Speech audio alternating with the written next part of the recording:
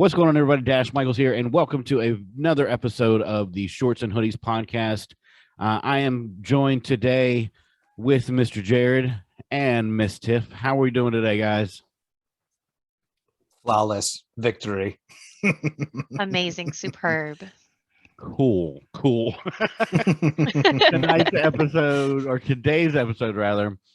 Today's episode is our top 10 horror movies and TV shows. Now, if you had joined us in season 1, you saw that we have kind of touched on this before, where we ranked our top, I believe, our top 5 horror villains, to where we were making our team of slashers and killers, so to speak. But today we are focusing on the movies that those slashers and killers house.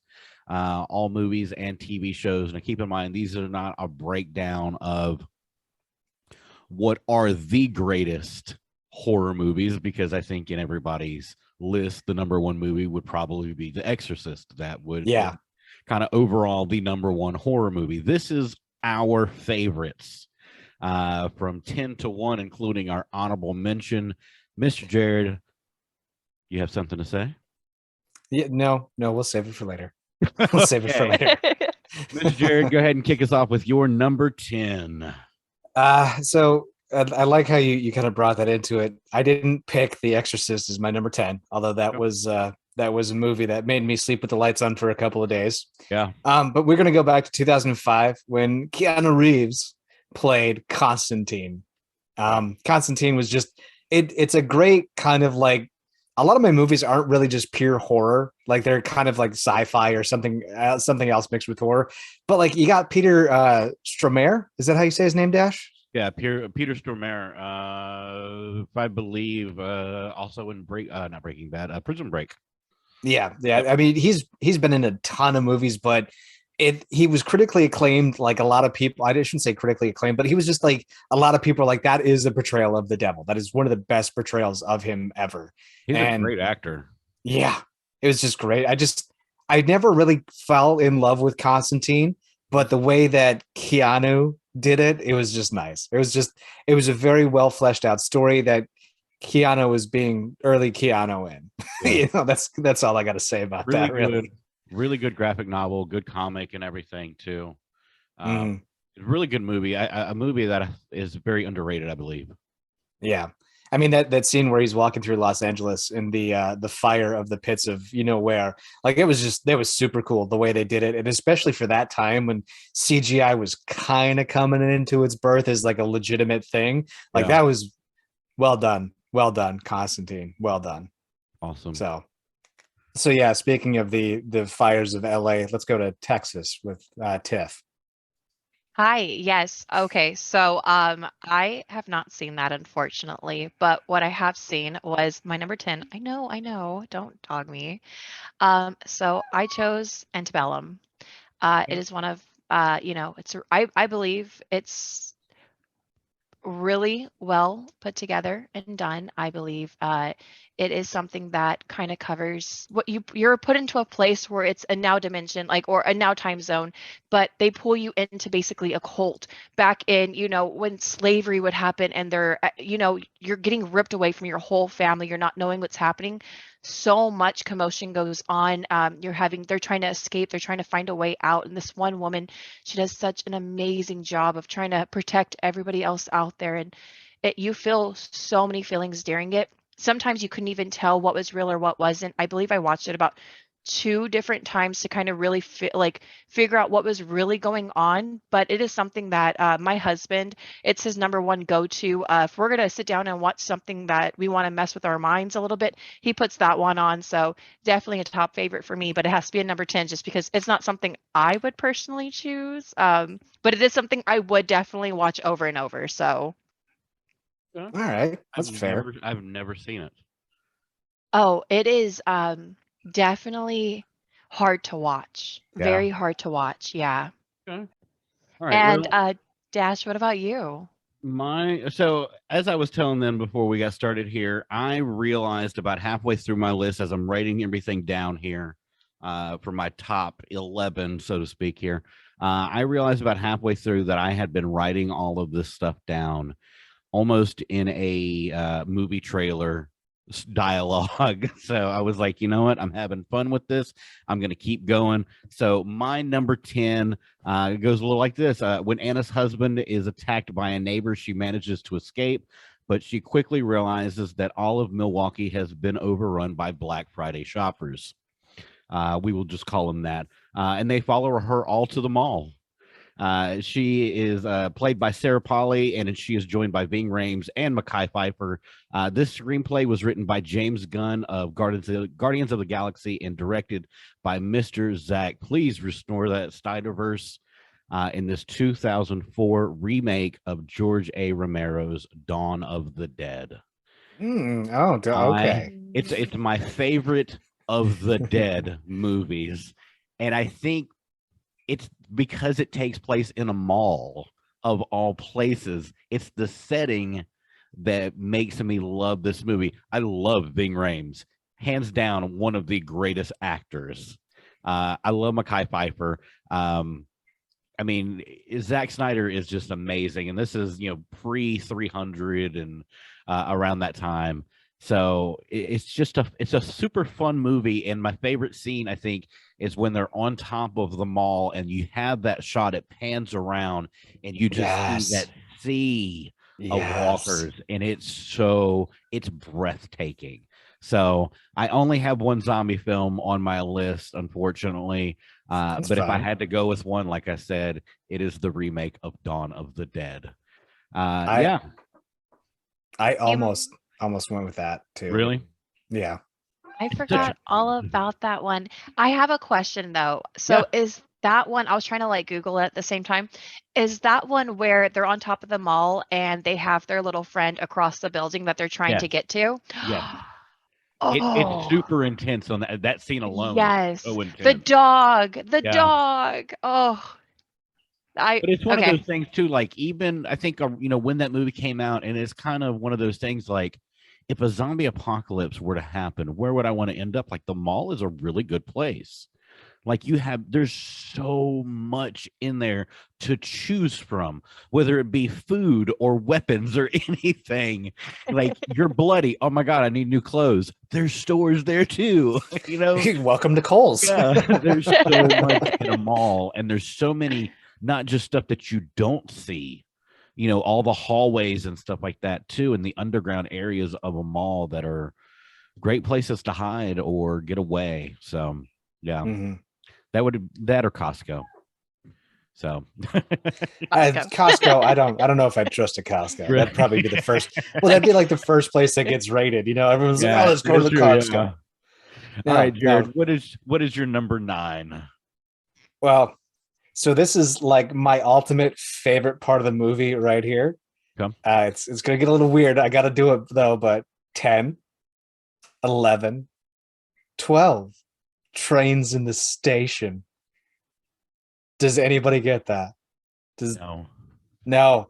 Oh my God. So this is when this is in World War Z. So during World War Z, the movie with the beautiful what's his name?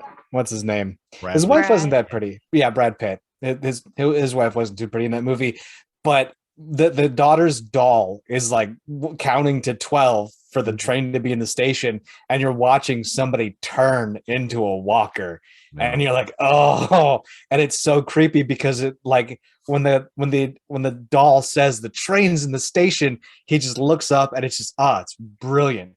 I like how the movie was so subtle about it, and it just kind of leads me to believe, like, hey, this is why zombie apocalypse happened. I mean, take a look at the world in chaos here today. Like, I completely understand why this happens.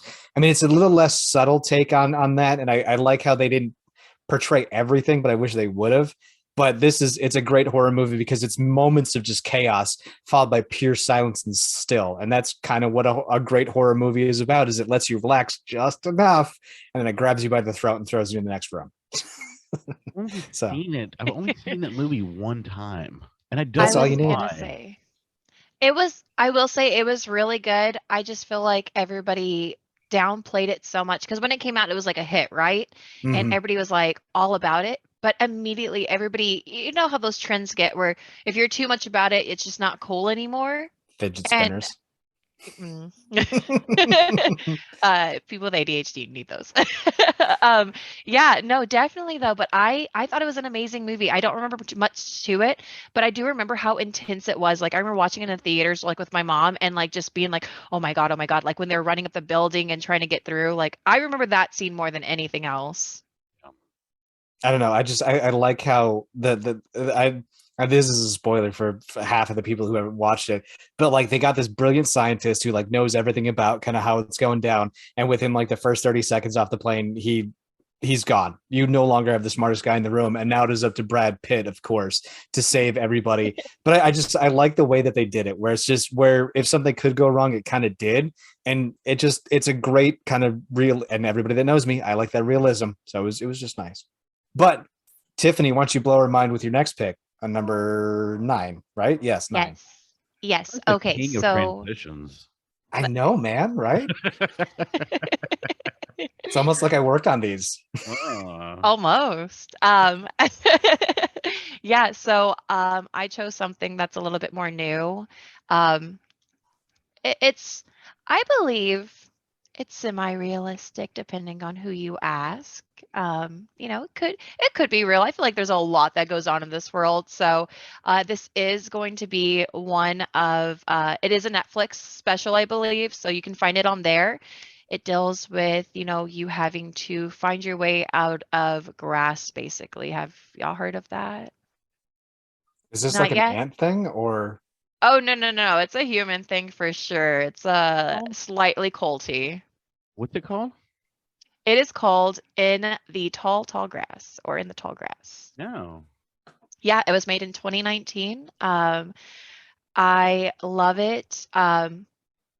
I did not write down the person it was made by, so I do not want to say anything right now because I'm like I know exactly who it was, but if I'm wrong because I'm not Googling it right now, I'm gonna hate myself. So yeah, it deals with basically this family. They're on a road trip to honestly God knows where, you know, but they stop off to either use the restroom or do something. I can't remember what happens. The little boy either heard somebody calling inside the grass or his dog had run in. I can't remember exactly how the beginning comes, but I can guarantee it is just one of those movies where it's like you go in and you can, you know, you can put your kid on your shoulder or whatever, and you kind of see like if it's like, you know, it's way taller than what you are, so you can't like see over it. That's exactly what the name of the movie is for, right? But you can definitely see that there's a place, there's like a farm, and you're trying to get to it or you're trying to find a way out, and they're basically going in circles for hours, days even. Like it becomes intense. A lot of you know, they're finding each other without finding each other. It's other people. It's becoming a rock. You know, if you touch the rock, it's terrible things start happening to you. Death is everywhere. You just can't get out, and it's just like a suffocating feeling. Like so, the whole time you think like, oh, this is finally it. Somebody's gonna break through, because there's always somebody that almost does, and then they get warped right back in. So if you're looking for a good movie that's going to keep your mind, you know, constantly you on the edge trying to figure out what's going on. It has a huge storyline, so I don't want to give a lot away just because it is one that you actually have to follow through. So I don't want to touch on the graphics inside there, but they do get pretty intense. There is like a pregnancy, there is, you know, a lot of terrible things happening. So, yeah, no. It is like that. So like that's why it's one of my favorites, because it gets a little deep and dark, you know? Never man, that even just makes heard me of want to this. grab a machete. That probably would have been smart. I mean, I would say from now on, if you see anything that has tall grass or cornfields, anything, don't go in there without bringing something in, you know? Weed whacker. Yeah. That's it. I'm gonna go out and buy a machete and just walk around it with a strap to my back all the time, just in case. Just in case it comes after me. Well, what about you, Dash? What you got on for number 9? All right. So what are we at? What are we at? Number 9. So Number my 9. number 9, I'm going to try to not give as much away in the telling of this, but it's really kind of difficult. This movie was written by Joss Whedon. Sorry. Andrew Goddard in this 2011 kind of campy horror film that takes place in a cabin, ... in the woods, with five very unlucky friends. Unbeknownst to them, there's an underground laboratory that is filled with monsters and ghouls, and along with people placing bets on who is going to die first. Coming in with an incredible year after playing the God of Thunder, this movie also stars Chris Hemsworth. This is 2011's Cabin in the Woods. I didn't know how to get around it. I was like, cabin in the woods. I was looking at a screenshot of that the last night, and there was like cabin in the woods. And I was reading about it. And I was like, oh, it's got Chris Hemsworth in it. And I was like, how do I even describe this? Because it was a pretty good movie, but it's like, you can't say anything without being like, it's a cabin in the woods. It really is. It's such a great freaking movie, and such like a weird twist to everything. Yeah. Like, it's like half of the movie is this like, there's booby traps and all the stuff that's going on in the cabin, and then it's like, oh yeah, we forgot to tell you about this underground lab where there's all these monsters. And not only that, we're taking bets on who's gonna die first. And it's like, what the hell? Like, it's almost like Joss Whedon did half of the script and then Drew Goddard did the other half, and they were like, forget it, let's put it together. And that's how it kind of came out, but it's so good. It is. It's very much, it's so campy, and that's what I love about it. It has that slasher genre feel to it. It doesn't really feel like, there's these monsters and ghouls and stuff like that. It really has that kind of Freddy, Jason, Chucky kind of campiness to it that I absolutely love. So there's my number 9 pick, Cabin in the Woods. Jared. I just want to say my favorite was The Mermaid. Yes. The Mermaid was fantastic. It was so hyped up, and by the end, I was just laughing, just like, oh my God, they did great. It has that, well, I guess I shouldn't say Freddy, Jason. It has that like Evil Dead 2 kind of feel to it. Yeah. To where this is supposed to be really scary, and some parts are and everything, but when you have somebody like Bruce Campbell, it's so hilarious. And it definitely has like an Evil Dead 2. All right, Jared, what is your number 8, sir? Dash, I'm going to tell you a story. Okay. I'm going to tell you a story here. Tell me. So a deadly drug that's just been created is wreaking havoc across the city, and the police are having a tough time tracking the supply line. Oh, wow. When an outsider leads to a tip that they just can't shy away from, and they team up as a duo, and with an offer that cannot be refused. They are taking a trek across different time zones into different cities and different places all over the world, where the one and only Judy Hopps discovers on her farm the secret ingredient that's going to solve everything. Yeah, you know it. I know it. Everyone out there knows it. With the beautiful Jason Bateman as Nick Wilde in Zootopia. I freaking forgot about Zootopia because it wasn't on the list last week. Dash's face just I was all into Judy it too, like the way you were. I was like, yes, give me more. And then you said hops, and I was like, it's just immediately dropped. Look, the way that if you break this movie down, it is technically a horror movie. Because you have this drug that turns people into psychotic killing creatures, aka zombies, for a brief moment in time, and they just slap a little bit of Jason Bateman comedy on it, a cute little Judy Hopps in it, and it's an animated movie with like superstars, and it's animated and it's cute and it's la la la. It's a horror movie. It's a horror movie, dude. Come on. Can't wait to see how Zootopia makes the list for next week's one. I don't even know what the next week's is, but I will figure it out. No. Dude, I spent 20 minutes coming up with that to twist it. I am dedicated. I am ready to do this, and we're going to hoppity hop on over to Tiffany. So Tiffany, what's your number 8? I don't. We've spent too much time on Zootopia as it is. Dude, that one I did not know you were gonna word it in like that. It was very shocking. How well it was. I know, right? A ridiculous stretch though. I see them as rabid, not zombies, but I get it. I like the spin. Whatever. Neither here nor there. Don't look too deep into it, Tiff. Yeah. Okay, so I have mine as it is going to be a little bit different. I don't know how to pronounce the real name of it because I do not want to screw anything up. It is a movie that does not have, I would say it doesn't really follow too much of a storyline. There is one there. It does. It's just not, it's not a full on where you're like, oh, that makes sense. You're just like, oh, okay, cool. It comes together. That's pretty awesome. It is very graphic. It deals with a lot of adult scenes. It does deal with this woman that has diamonds for eyes. It deals with, it follows a story, yes, where she was a child. She had basically no eyes. And this man goes to this place, and it's this place where they have children and adults, and they're renting them out basically, right? And he wasn't interested in any of them. And she said, hold on, let me get you something else. And she brought out this book of deformed people. And he went through pages, and he was like, no. And she's like, I got one more. And off came this little girl, 6 or 7 years old, no eyes, just no eyes.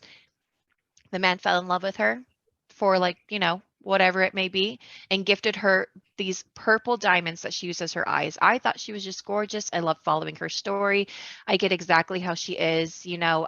She grew up in that place. She never left, and then it goes into a whole different story. Like, it's following 3 or 4 different people. Yeah, it's very intense. Have y'all heard of it yet? What is the name of it? So the name is called Skins. If you want to research it on YouTube to see a clip it is on Netflix. It was made back in 2017. It is spelled Pieles. It is a Spanish movie. You can put the subtitles on. That is not a problem. You can definitely follow along with or without, but it deals with another woman. She has it's But just deformed people all over. Wait. Purple diamonds as eyes? Purple diamond eyes. Yes. Like actual, diamonds? Like diamonds? Yeah, but diamonds aren't purple though. Yeah, but it's just a movie. It's to showcase, like, she doesn't have eyes, but she wants to be beautiful because she's never been seen as beautiful. She doesn't feel beautiful. So that's how she feels beautiful. And her color's just purple all the time. So, like, I'm guessing that's why this sounds like Dr. Monroe's Island, though. Which I love that you got hung up on the color of diamonds, but yeah, did I know. not get caught up on a rabbit and a fox in Zootopia that can talk. Okay, first off, the Spanish are weird with their movies. I will give them that. Number 2, I'm the kind of guy spoiler notice in Red Notice, they were firing an MG42, which does not sound at all like that. They were using an M240 Bravos sound effects. Yeah, I know. See, that's what I get hung up on. This silly can't fly either, but they still made a lot of Superman movies, right?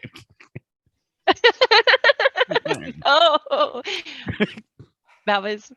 I'm sorry, Jake. No, we're not going to have that debate. We're not going to have that debate.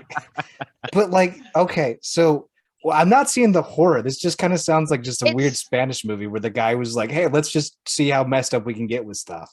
So yes, right, messed up to me. That's like horror. That's like psychological because it deals with you have to there's more stories into it, right? It's like she has a whole story between how many people have been in and out. You have to realize that as a 6 and 7-year-old little girl, I mean, that's when we saw her. How God knows how long she's been there. You got to think about these things. That's what I think about inside movies. It's a movie, but there's a backstory to it. There's a reason why she feels that way. And then it follows this other story. You'll see it too. And it's this woman, and she's a teenager, and she wants to feel beautiful, but she has a butt for a face, a legit butt for a face. I'm not being funny. And her butt is her mouth. So she has to eat, and you plug it in up there, and she just pours her stuff into a funnel, and that's how she eats, through her mouth on her butt. And it goes through a whole different story there. When was this movie made again? 2017. Mm-hmm. Oh, South Park had a hand in that. Like, South Park had a hand in that. I think, and then of course it does follow like a guy that wants to be a mermaid. He hates his legs. He says that they're not his. He chooses to be inside a wheelchair, and I can understand that.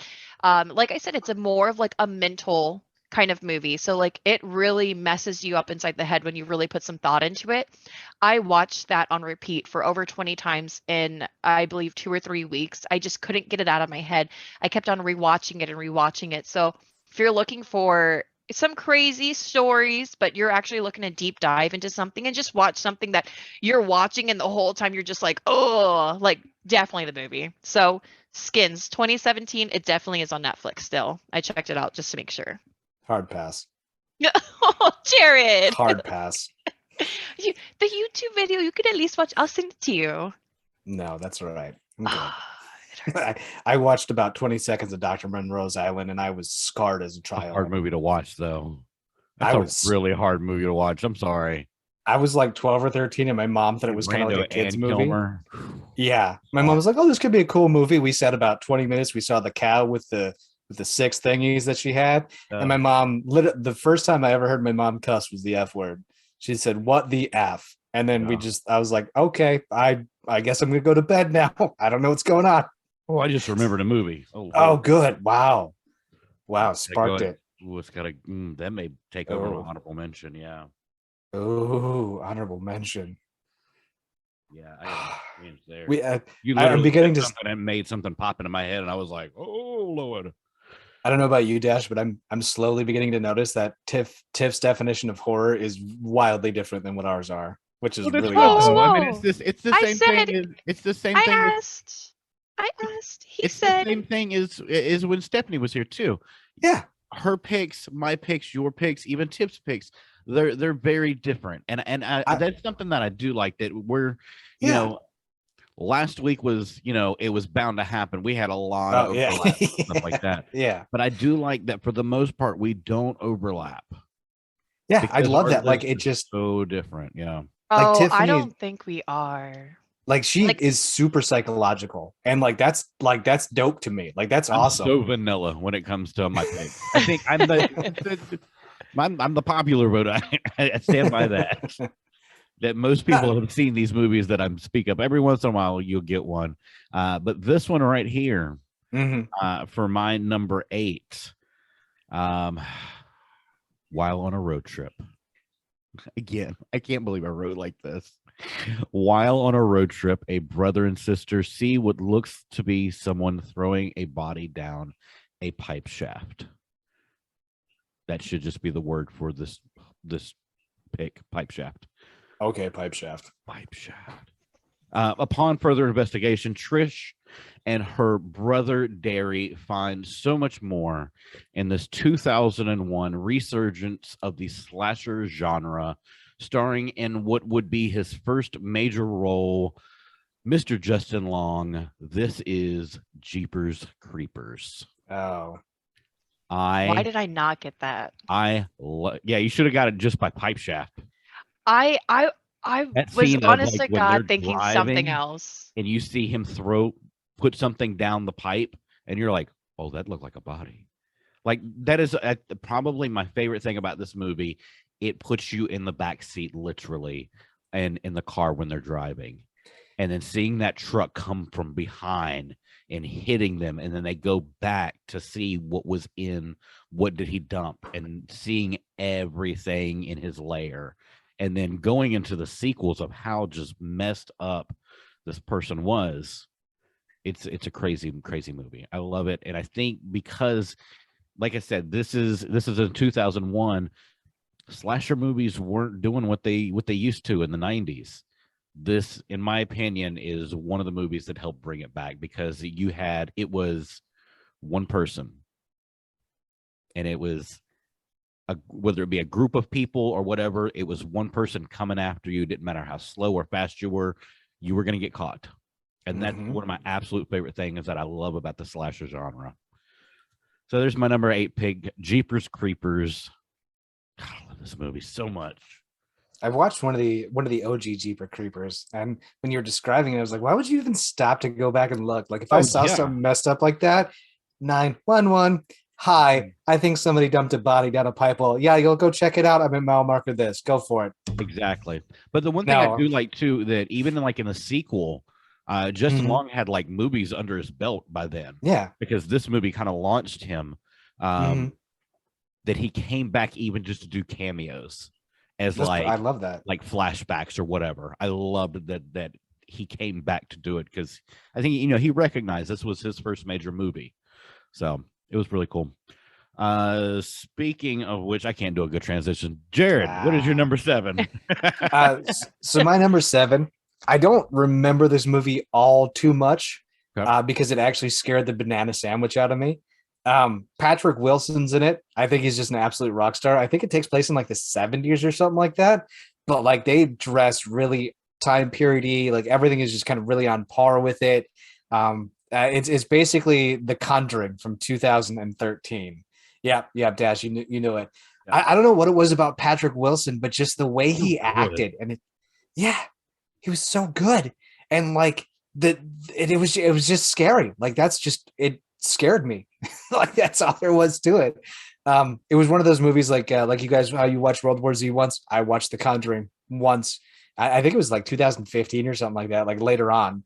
And I just watched it and it scared me. And it's just like The Exorcist. I don't remember too much about it, but I remember I slept with the lights on for a couple of days. And if a movie can do that to me, in my opinion, is a good horror movie. What was it was one of those films that's similar to that had the smoke. Was that The Conjuring or no?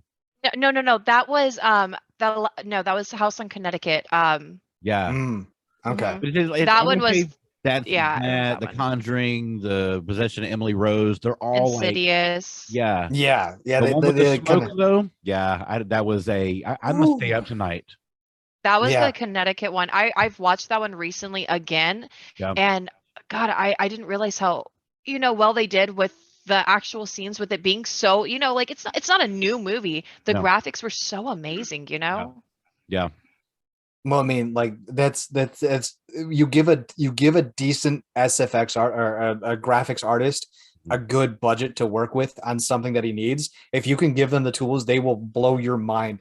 I mean, I think I was watching what movie did I just watch that it was like that is probably CGI, but it looked so good that I couldn't even tell the difference.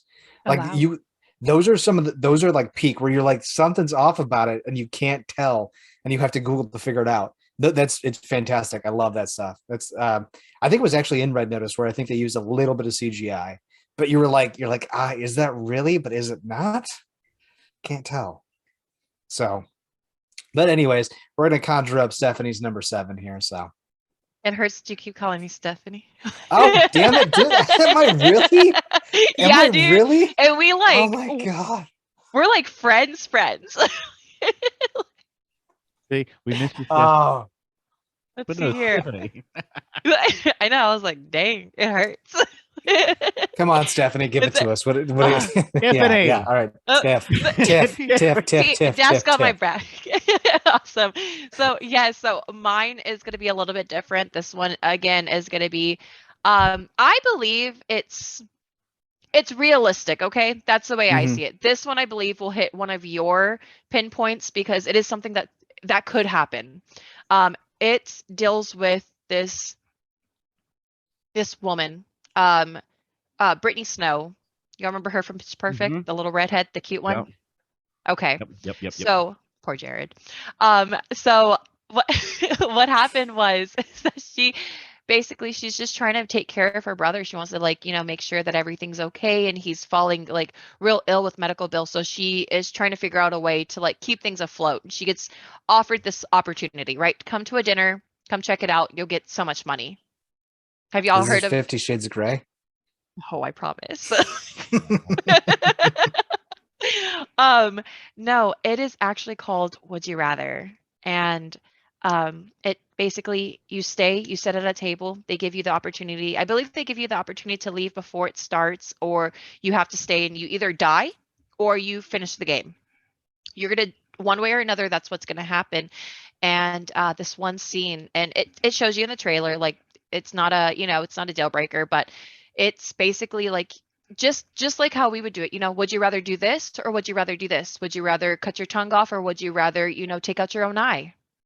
Oh, yeah, Yeah. that's like So, the poster for it. Yeah, I'm looking at it right now. I'm like, oh, yeah, it's very intense. And that one scene is the only thing I remember all the time. That's why it's in one of my top 10, because it's something that I will always like, that's always in the back of my head, because it's something that a rich person would do, right? If you have so much money and so much wealth, what's stopping you from doing it? You hear about it, maybe not so drastic, maybe because we don't know about it, but I'm sure those things are really going on. You know what I mean? There's so much going on in this world. kind of the premise and basis for Squid Game. Yes. 100%. And it's kind of like that as well, right? So if you're looking for, again, psychological, but at the same time testing your own body, your own self, your own strength of what you would do for yourself or who you have to support, it's definitely a movie. I think Jared, I think it would really hit one of your tops if you sat down and watched it. I just don't know if it would be like great, because it's like very realistic and very like forthcoming, but at the same time, I don't know if you're into like, a dinner party and having to sit through and watch people like go through like cards basically and figure out a way out. The thing about me is like I can watch anything. I can pretty like Ghost Rider was one of the few movies I never actually got through. But like as long as it's not like gore to be gore, like I can get through a lot. Yeah.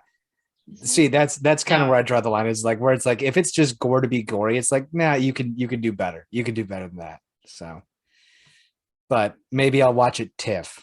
Maybe I'll watch it. All right, Dash. Jared finally got my name right, so I guess we're gonna just go ahead and spin over to you. All right, let me see if I can do this one. This is literally gonna be like Cabin in the Woods. Oh my goodness gracious! When embarking on a school trip to Paris, Alex experienced a premonition and explains that everybody must get off of the plane. Alex, along with 6 other passengers, escape just as the plane takes off and bursts into flames, letting us know that there are no coincidences, there are no escapes, and you cannot cheat death. Snakes on a plane, right? No, not at all. Jesus. This 2000 hit spawned 4 freaking sequels. I didn't even realize that. And even starred Eminem Stalker, Mr. Devon Sawa. This is Final Destination. I'm sorry. There's only 4? I thought there was more. There's 5 total. There was only 4 sequels. Yeah. Wait. Eminem Stalker? Yeah, he played Eminem Stalker in the music video for Stan. Oh, like I real thought life. I was like, yeah, how did a real life stalker get a movie part? No. Yeah, I freaking especially the first one, even 2 and 3. I don't remember seeing 4 and 5. It kind of lost, okay, we get it. Death is coming. Cool. But I mean, even in the sequels, I mean, what was it like? There was like a roller coaster. There was like all this stuff, but like the first one with the tanning bed. And then, I mean, the guy with the shower scene, and he gets it was just so intense, and it was something that we hadn't really seen at that time. And then, of course, Hollywood goes, well, they loved it. Let's run this crap into the ground. But I mean, that's why I say Final Destination on its own. It's kind of like Saw. Saw movies are great in their own right. All of, the sequels and stuff. But when you go back to the original, like, these movies are great movies. It's when these franchises, and you'll see I have a couple of these to where like this movie has spawned 17 sequels and stuff like that.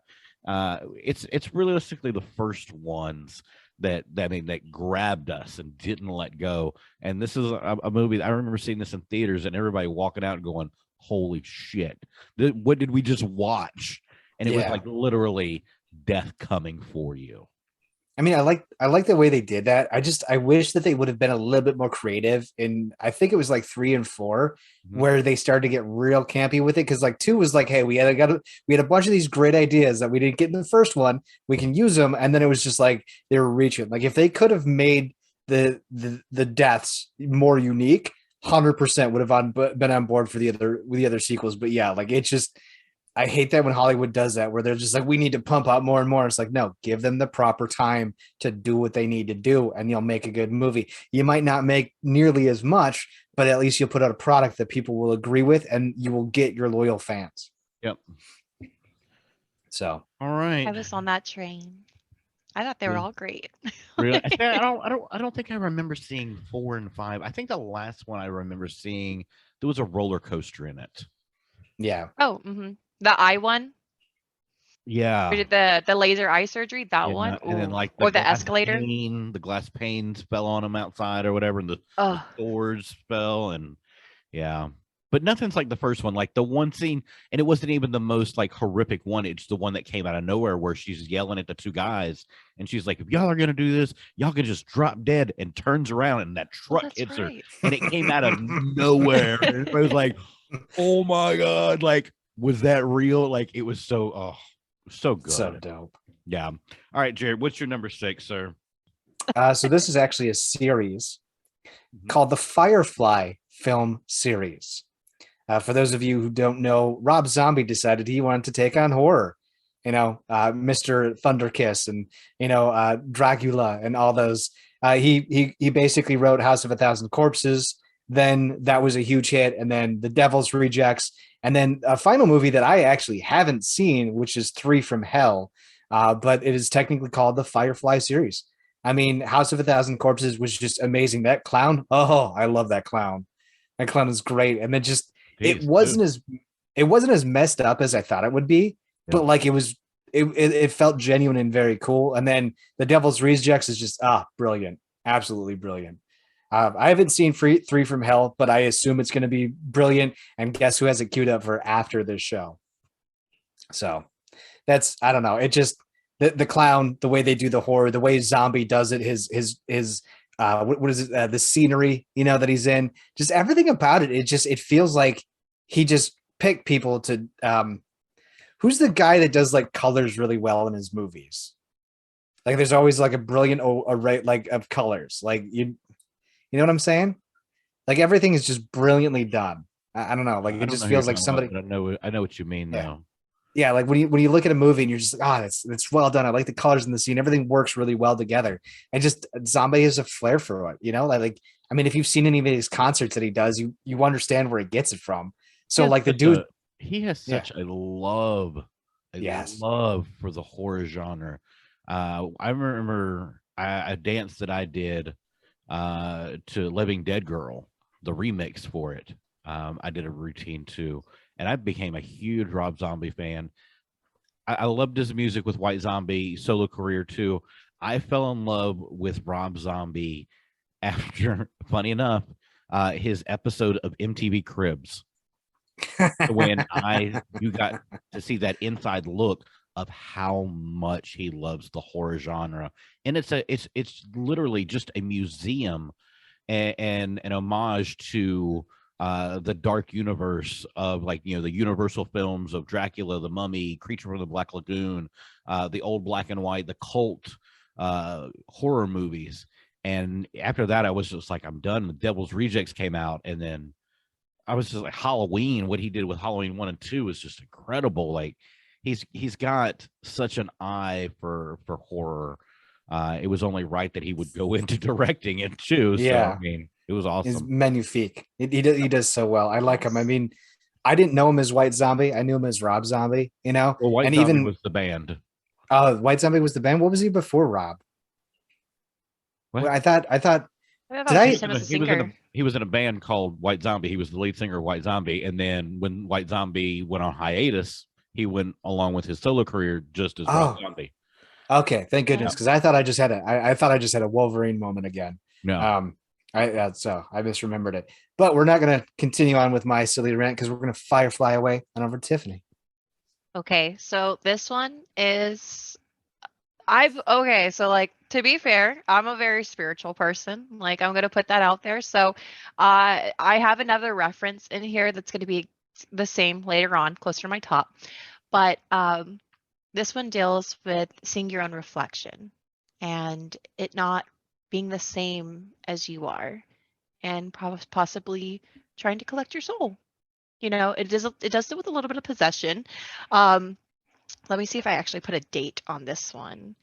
I did not, unfortunately. It was made back in the early 2000s. I can guarantee that. I remember having this on like a burn CD and watching it. And I have a thing. I don't like mirrors. The camera here, that's perfectly fine. But I believe when it's an actual mirror, it's a portal. So, you stare too long. What is that thing where one of my high school teachers had told me, if you ask yourself and you stare at yourself for more than 5 minutes, like, who am I? I am me. Like, and you keep on saying things to yourself, you can actually go crazy. Like, it's been a proven test before. So I full-heartedly believe like some things are, we don't know the whole world. So some things are meant to be there. So this is called mirrors. I don't say it correctly. Like the reflection, mirrors. Am I saying that? Mirrors. MERS. Yeah, MERS. Yeah, it does deal with this security guard. I don't know if you've seen any parts of it before, but basically, if you stare at yourself in the reflection and it even catches you, it's like this little girl. She was like a lost soul. She does like end up possessing. It's a really harsh film to watch. When you were like, I remember watching it growing up, and it has stuck with me ever since. And just basically the first security guard, he saw himself inside this mirror, and the person, the reflection, took a shard and just slit his throat. And he just watched himself do it basically, and lo and behold, his own throat was slit and he was immediately dead. You know what I I'm mean? starting to believe that little girl is not qualified to be a security guard. 100% she is not. So it continues to follow, it's haunting everybody that it can find, and it's trying to kill. It believes that if it possesses so many souls, they can come back to the mortal world and like things can happen. So they're trying to keep up there. And at the very end, it's a big twist. So I don't want to give anything away. I do love the movie. So if you are interested in anything dealing with like the spiritual world and watching yourself harm yourself, and just it's very graphic though. Like, it's very like, I'm sure if I watched it today, I see scenes still, I look at it and I just, maybe because it's scenes, I'm still shocked. It's not the full movie still, but it's just, there's so many where you're just like, oh, like, oh no, I think it was really well put together and well done. And maybe because I also believe in stuff like that, where I'm just like, it's a little more of like, I can't look in a mirror. I look at sections before I look at the full face, because I'm not trying to be drawn in. Huh? I'm not gonna lie, Dash. I've scared myself walking into my own bathroom looking at my mirror. I've literally walked into my own bathroom and go, oh, that's my dumb face. All right, we got to change. Yeah, all right, cool. See, I'm quite the opposite. I'm very much like an ostrich. I see my reflection and I'm like, ooh. Oh, look at that. Yeah. All this delicious hair Oh, on no. top of my head. Well, Dash, why don't you take your head up out of the ground and go ahead and give us your number 6? All right, I had fun with this one. I did. We follow the plight of Alex and Lawrence in this movie in a dark and dingy bathroom. We quickly realize that somebody has set them up for disaster. Pieces of the puzzle quickly come together like a jigsaw. And Detective Roger Murtaugh and the bad guy from Rush Hour quickly are tangled into the story that has spawned 7 sequels and a spinoff. This is the 2004 masterpiece, and I firmly stand by that word. This movie is a masterpiece. This is Saw. In my opinion, I will put this up there with the original Nightmare on Elm Street. This is the Citizen Kane of horror movies for me. Saw is a perfect movie. The way they take you on this wild ride. It is not my number 1 because it is not my favorite, but it deserves to be in this top 10. The coming back of Danny Glover, I mean, this movie is just so good. And in a world, I like to think that this is the same Detective Murtaugh from Lethal Weapon that is in this movie. Every single time I watch this movie, I look at him, that's Murtaugh. That's how we got to start. Yeah. That's how we got to start. Really? Yeah. The one thing about Saw that I loved is like the first movie basically took place in an entire room. Like it didn't need to go anywhere. It was great. It was brilliant. I think it was like Saw I forget what Saw it was, but he's like, I just want to talk to you for like an hour. And like, he just tells him that story. And then, I mean, come on, the movie's been out long enough, but when the time is up, and then all of a sudden the safe unlocks, and the kid's been just chilling there, just sleeping with some oxygen. I'm like, dude, like that. He just wanted to tell you a story. He's like, I just want to tell you a story for like an hour or so. And like, I just would have been like, okay, tell me your story. If you're going to confess, I'll listen to whatever story you got. That was so brilliant. That really was so brilliant. I mean, it's the first thing that we learn in school: follow directions. Yeah. And that's ultimately, when it comes to the Saw movies, that's what you have to do. You know the rules right in the beginning of the movie. They tell you, follow directions. Just listen to what he has to say. Literally do what he says. When he was just like, if you sit down here and talk with me, your son, you'll get your son back unharmed. Mm-hmm. That's literally all he had to do in that movie. Yeah. Yeah. Great. I love great pick. I love all of the sequels too. Great pick. Yeah. Thank you very much. All right. Jarrett, take us to your second half. What is your number 5? So my number 5 has got days and weeks put into it. Okay. With so you know the C word kind of comes out here. I'm not going to say it, but it not that word Dash. But basically, you know, with how everything's happening right now, this reflecting back upon these two movies here, because this is actually 28 days week, 28 days later, and 28 weeks later. It makes me believe that storytellers get it right a lot of the times when it comes to these kind of horror movies. You know, because you're looking at it and you're like, how can people act in this crazy manifesting hour? And then you just take a look at the last 2 years and you're like, no, I get it. I get it. I mean, like, how are you so accurate on it? And it almost didn't make my list. But then I was like, you know what? What better than to be right in the middle than what we can reflect on that is here and now? Like, because like when you watch these movies, you're like, how can they go into the chainsaw room? How can they do this? How can you do that? And then you take a look at like recently and you're just like, oh, because we're stupid. But when you look at that movie, you're sitting here going, oh, how do they get to that? And then you've been in this for 2 years. Yeah. And that movie literally starts the same way that we've all gone through this. And yeah, zombies aren't supposed to be like a real thing, but then that movie comes out and it's one of those things like you get up every morning, you'll check Twitter, you'll watch the news or whatever, you know, wherever you get your news source from. It's one of those things. We've been in this for 2 years now, and I've been waiting just for them to go, oh yeah, over in Australia, they started to eat people. Oh, monkey bit somebody in London. Like, it's happening. Like, we're just waiting for it to happen. It was like when that instance of, what was it? What was it in Michigan or whatever? No, it was in Florida. The dude was on bath salts and he was eating somebody. Oh my goodness! Oh my god! When that happened, I was like, oh, it's going down now. It's going down now. I remember that story where they're like, somebody high in bath salts was eating somebody else and the road. And I was like, because I remember I was in a heated debate about drugs with my brother. And like, it was funny because like we had just talked about that 2 days later, and I sent him a text. I was like, yeah, you're so high and mighty with this. And like, I didn't believe at first. I thought it was clickbait. I thought like the guy just bit him in the face or something stupid. And I'm like, oh, that's the real story. Okay, Florida man. You know what? I'm indoors for the next couple of days. Yeah. I'm indoors for the next couple of days. I'm sorry, you said the C word, and I was like, see you next Tuesday? Yes. That C word? I have many C words. Talking about 28 will... days later, I was like, yeah, I got you. That's C word. Okay. I mean, I have multiple C words in my vocabulary, but I do not want to get us demonetized. Yeah, so. really. But moving on from days to weeks to months, let's go to Tiff. Oh, okay. So, when you were talking, I realized I was like, we're on the other half. I was on number 7. I did not realize I put too many, and I didn't even realize. I don't know why it didn't click with me. I think I was just having too much fun.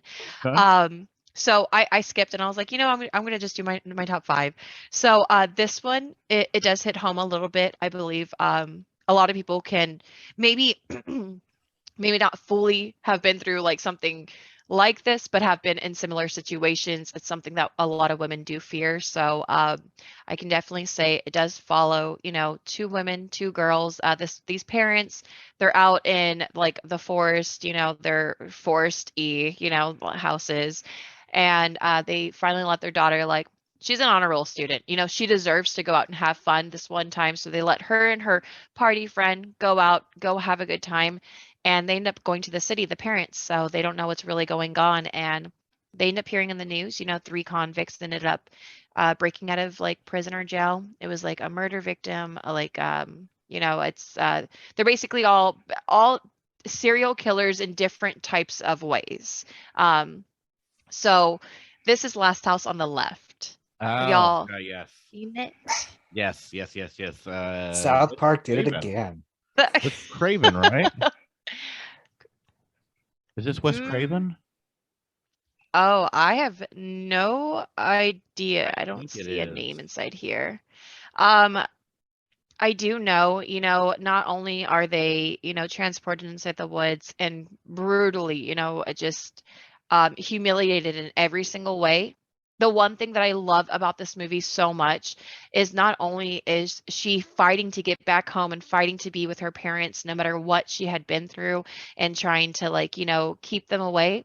Her parents, when they get the hint of what's going on, no matter what happened, they kind of full force like come up with this plan, right? And it just feels so real. It feels like as a parent, as a mom myself, I feel like I would 100% do the exact same thing. I wouldn't call anybody. I would, turn off those lights too. I would take them. I would torture them as well. Like do whatever you would need to do. Like that is your child. So I think this is why it hits my top 5. Not only is it something that women go through and men on the daily, whether it be, your friend, your family, convicts, So and it shows those graphics, it shows those horrors, so it puts you in that place of those feelings, But at the same time, it also shows the parents' feelings. You can see the emotions in their face, how they're really feeling, and you can see how scared she is. So I believe, Last House on the Left, it is one of those films that you just can't pass up. You have to just watch because it is just something that it kind of gives you first like a survival instinct, but at the same time, like it does bring a lot of realism into the world and lets you know, like, if probably I'll show it to my kid, be like, if this happens, these are things that happen in the real world, and mom will always be here to protect you. But at the same time, like, let's not, get too crazy. Remember, stay inside, be safe. So I may be a helicopter mom for that reason, but let me ask you this. So when I asked if this was Wes Craven, the reason why I asked because there are 2 versions of this movie.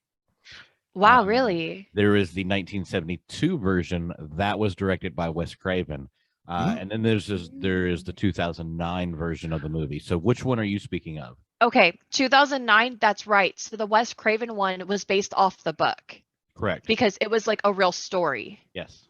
So this one is just like the remake. I don't know how accurate it is to it, because I believe they did say the book to this one it had like I don't know how accurate. I never want to tell somebody else's story if it was a book, So I just know that it's very different from the Wes Craven for sure. Gotcha.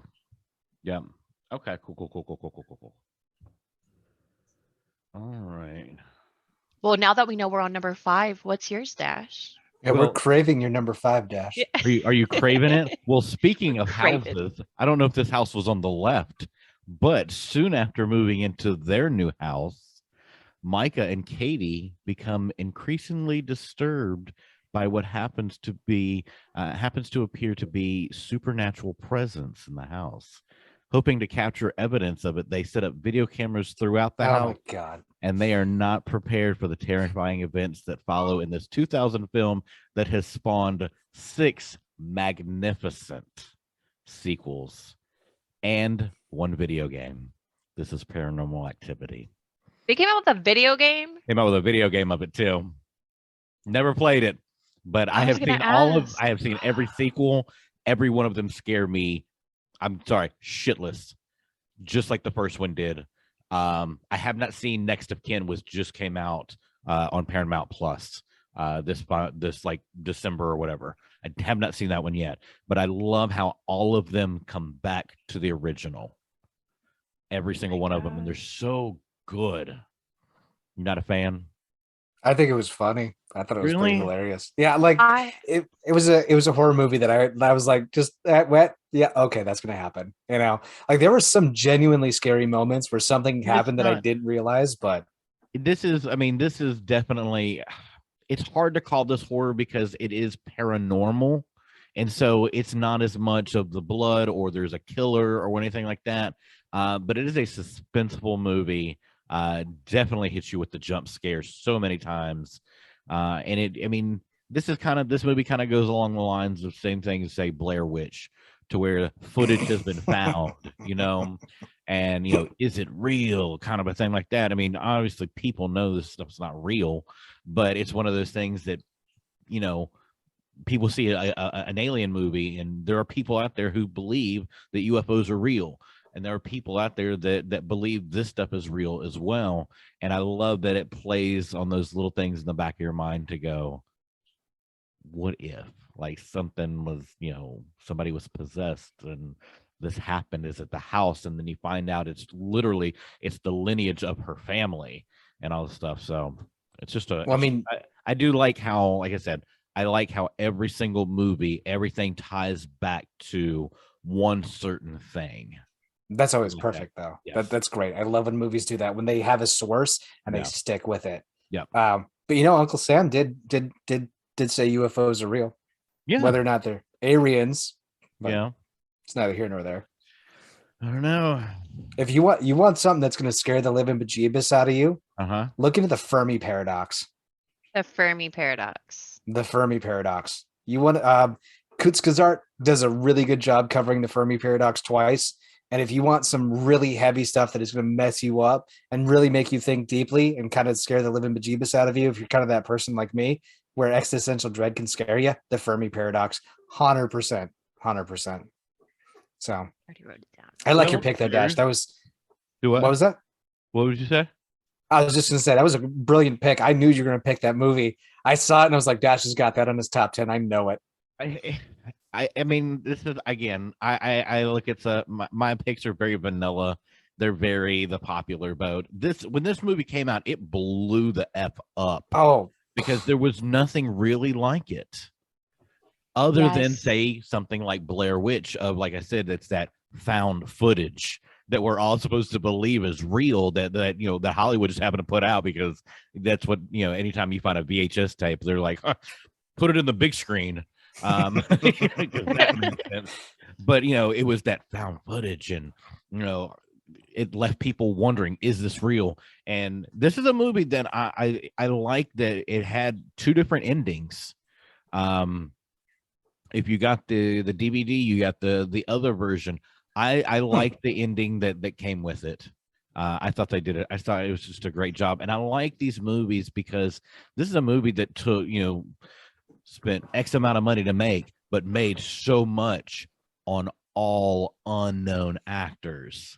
And I loved that you don't have to have super A-list actors in your movies. You just have to have actors that commit. And they did such a great job. Like that guy, Robert Downey Jr. We didn't know him once. Yeah, exactly. Yeah. All right. Yeah. That was awkward for a brief moment.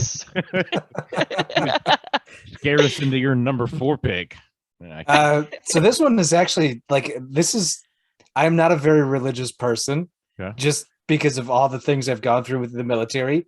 But like, this is a movie that I didn't expect to grab a hold of me and just kind of like dabble in it a little bit.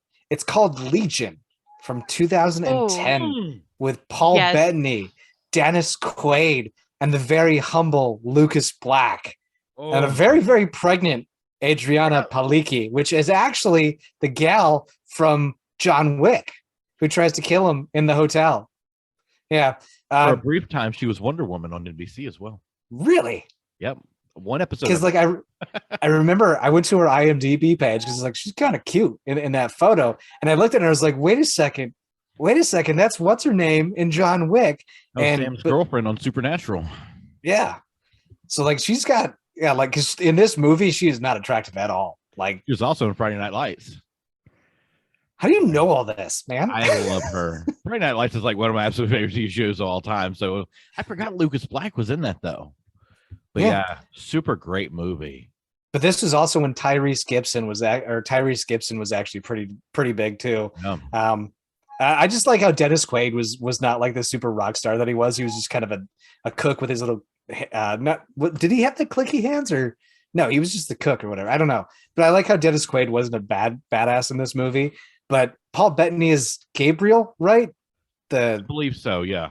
Yeah, he's like Gabriel, and he's like, this child is going to save everything. And it like got super weird and apocalyptic, and that creepy grandma. Oh my God, that grandma. Up in the corner.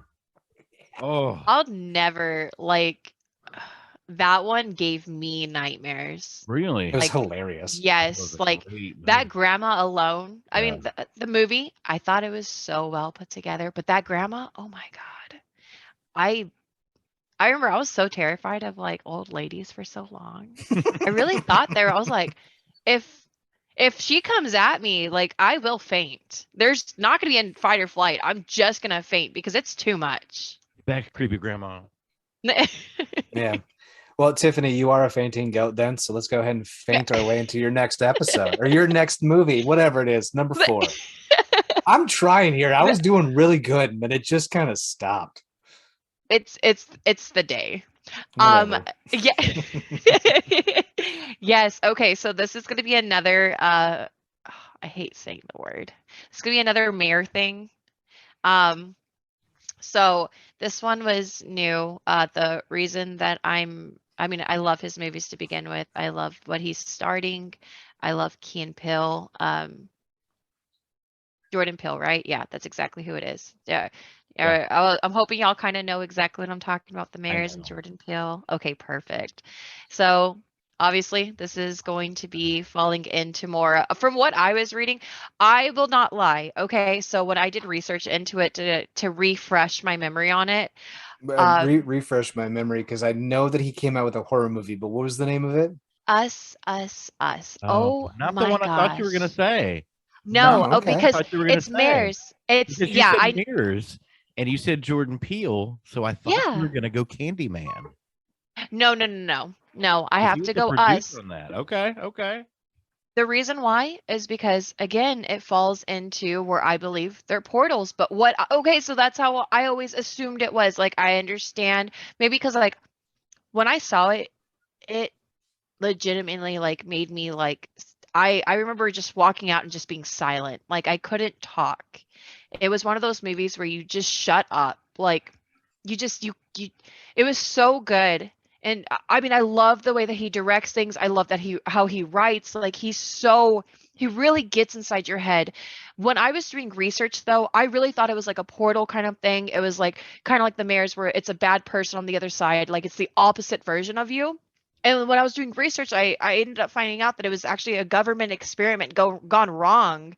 And I didn't even realize that. So yes, that's what I was reading. And I was like, what? So now I feel like I have to rewatch it again, which that is not a problem because I feel like his movies you do have to rewatch. Like the first time I watched it, I was just, speechless. The second time I watched it was with people. So maybe I didn't really completely take it in because I had already seen it before. But now I feel like after reading it again, I have to rewatch it. How does this come about where I don't know if it goes deep down into it, but clearly there's a whole backstory of how they are and how they came to be and why they aren't completely human and why they're taking over and what they're trying to do. And at the end, it does have you second guessing of, is the mom the real mom? Is the son the real son? You don't know which is which. So it kind of leaves you on a bit of a cliffhanger there too. And it's just one of those...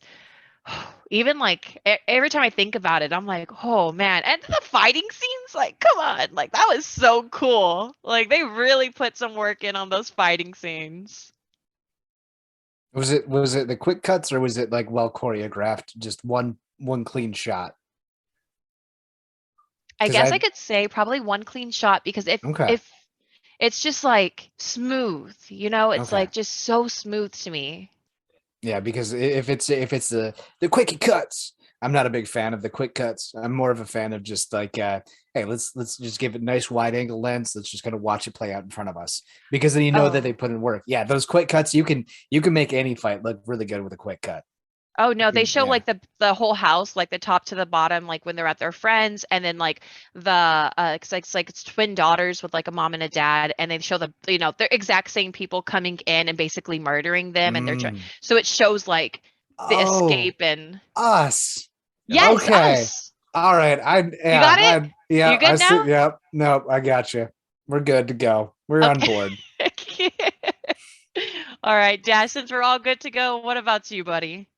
So Tiff, this is new for you, but when Steph and Jared came onto the show, there were, I want to say, a good 2 or 3 episodes.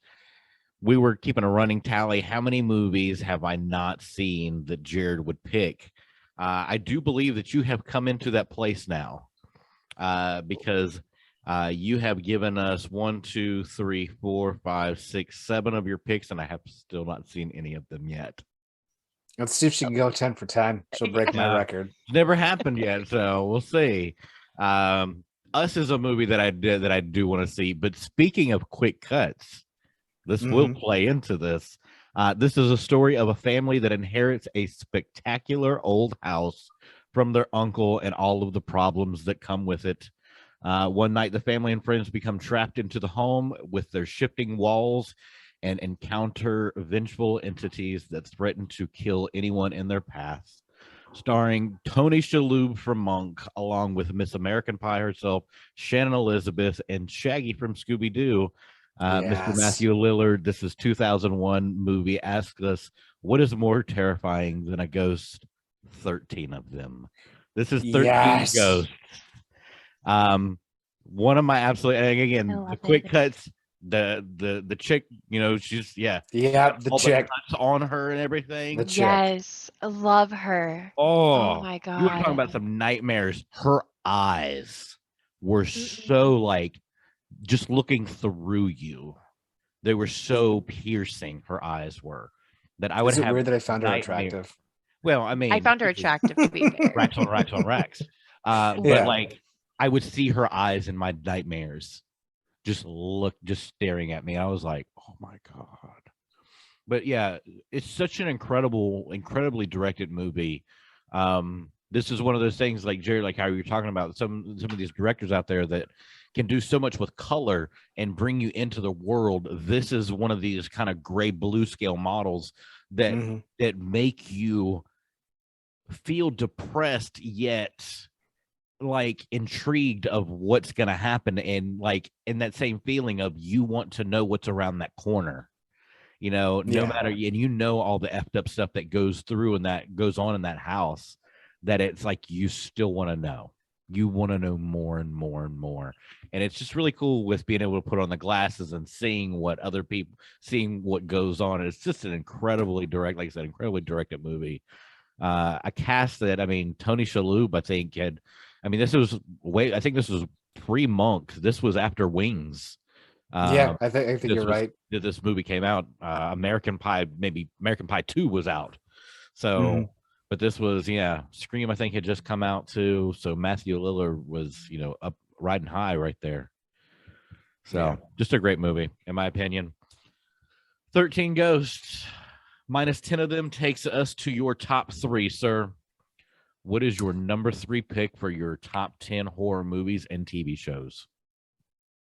I had it. Like there was a change there for a brief moment, and I forgot it.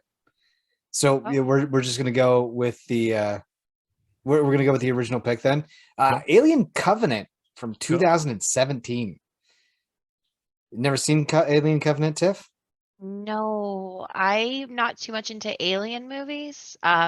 Yes and no, right? Like my husband is, so like I've watched just about everything. I don't think I've ever even heard of this one though. It was kind of a one-off that kind of came out, because usually it was Predator versus Alien or something like that. But Alien Covenant kind of took a different route than what they normally went with.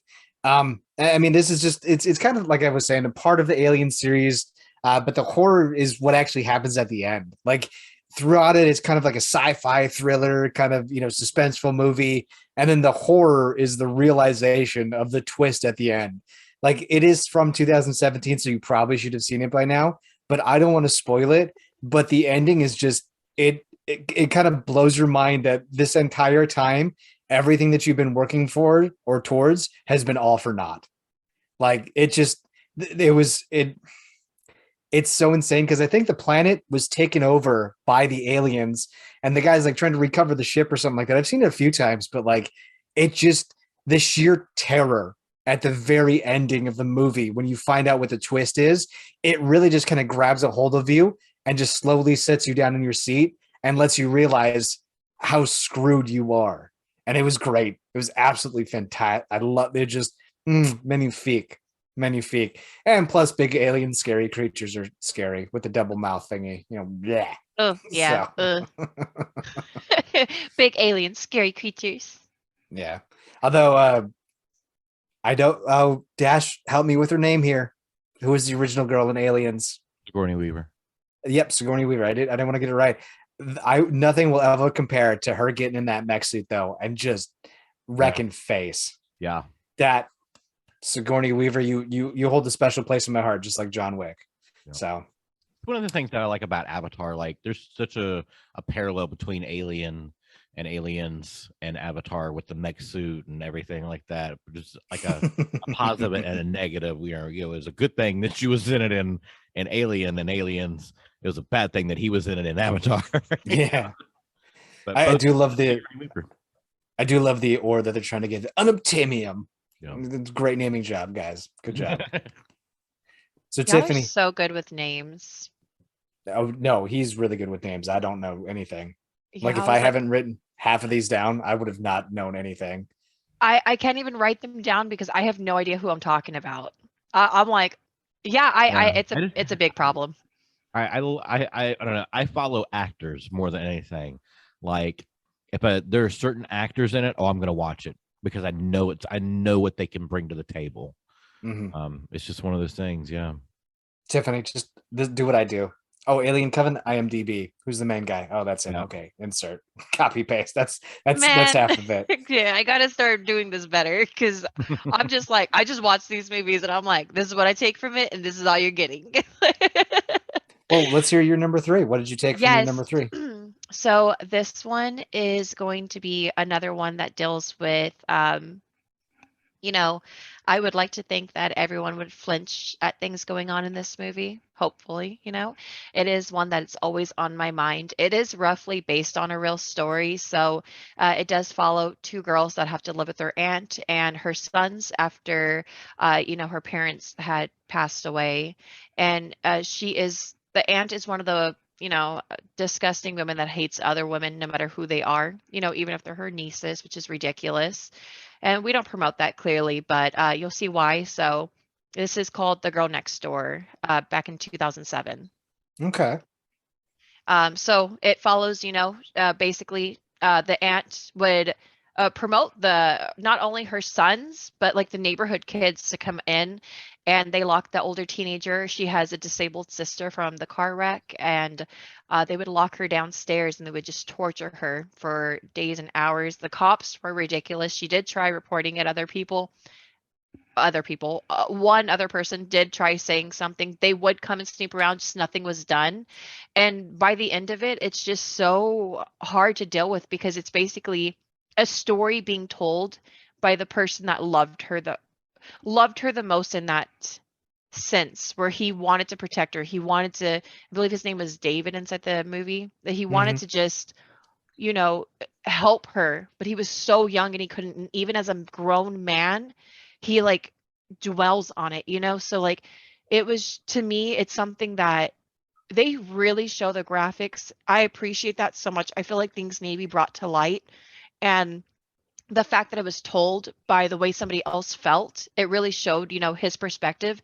And they did show it didn't show like scenes of her, doing things without him coming around the corner. It was kind of like through his perspective through the whole time. It would show like clippets of her, sure, but like at the same time, you didn't know unless he was going inside the house. You didn't know until he was going inside the basement. You know what I mean? You weren't going to find out until he started coming around. So that's why I like it so much, because it's his side of the story that he's telling for her to live on her memory. So yeah, Girl Next Door, 2007, always, one that I'll always watch no matter what it is, and just, feel those feelings. Yeah. Have y'all seen that? No. Gosh, dang. I've seen other Girl Next Doors, but not that one. I saw the other one. Yeah, the one. Yeah. I saw the other ones with the other good movies that you look at online. Well, Dash, you got a good second one coming in? Or no, Okay. we're on your third, right? On my third. All right. I think this one is the one that like literally sounds like a movie trailer. To the students at Harrington High, the principal and teachers have always been a little odd, but things lately have been a little out of this world. We follow a cheerleader, a jock, a drug dealer, and the new girl in this 1998 horror film directed by Robert Rodriguez and written by Kevin Williamson, as you should know, is the writer for Scream and Dawson's Creek. This movie starred Josh Hartnett, Jordana Brewster, Usher, Jon Stewart, and Elijah Wood in probably the only movie that I like Elijah Wood in. This is The Faculty. The Faculty. I've seen it. Such a rock star of a horror movie. In my opinion, like, you've got Pink Floyd on the soundtrack. You've got Alice Cooper on the soundtrack. It's just, it's a rock horror movie for the newer generation. That was that, end of the 90s, beginning of the 2000s. We're coming into the internet kind of a thing. Let's put, R&B stars and pop stars in movies, which was always kind of weird that Usher was in this movie. It was the same thing. Like he was in the movie She's All That. And you're like, why is Usher in this movie? Like, he doesn't do anything. Like, he doesn't do anything. He has like one line. And that was the only thing that was really weird about it. It was really cool. Jon Stewart plays the biology teacher. This was Jordana Brewster from, she played the Paul Walker's wife in Fast and the Furious. This was like one of her first movies. This was Josh Hartnett when he was really young, before he kind of fell off again. But now he's come back again. Yeah. Forgot that Robert Rodriguez directed this movie too, but I don't know who that is. I know you're so disappointed in me. I get it. Robert Rodriguez, yeah. I bet you if you named something I would know him in, I'd probably Spy recognize Kids. it. Oh, he directed Spy Kids. He did the Grindhouse, the double feature with Quentin Tarantino. Oh, okay. Yeah. Okay. Yeah. He did all like the Machete movies. Really? Yeah, Robert Rodriguez. Machete. Like, I think he did Dusk Till Dawn with Quentin Tarantino as well. Oh, Yeah. such a good movie. Yeah. He's just a rock star. He really is. Like, if you look up a picture of him, he looks like a rock star would, but he's a Okay. director. No, oh, yeah. Nice. All right, Jared, your numero dos. What is your number 2, sir? So this is like every kid's dream ever, to be completely honest with you. It comes from us in the great year of 2002, Hollow Man, when Kevin Bacon becomes invisible and he can't be seen. Like, you want a movie that sticks to like what you would legitimately do if all of a sudden you were kind of a semi-insane scientist as well as, well, a pervert, you know, and like you were invisible. Like, yeah, not gonna lie. Like, if you know, like if whenever someone's like, oh, what superpower could you have? You'd be like, oh, I'd be invisible so I could steal and blah blah blah blah blah. And then you really think about it, you're like, yeah, no, I'd be pretty bad. So, you know, but yeah, like this is just a great movie because like you can't see him, but you know he's there. Yeah. Even when he's not. Yeah. And that to me was creepy about the movie because like it was just I mean, and Kevin Bacon's just Kevin Bacon. Like, come on, man. Elizabeth Shue was so hot in that movie. Yeah. Whatever. I don't know. Like, it's weird because who's the gal that played Lois Lane in the Superman movie with Cavill?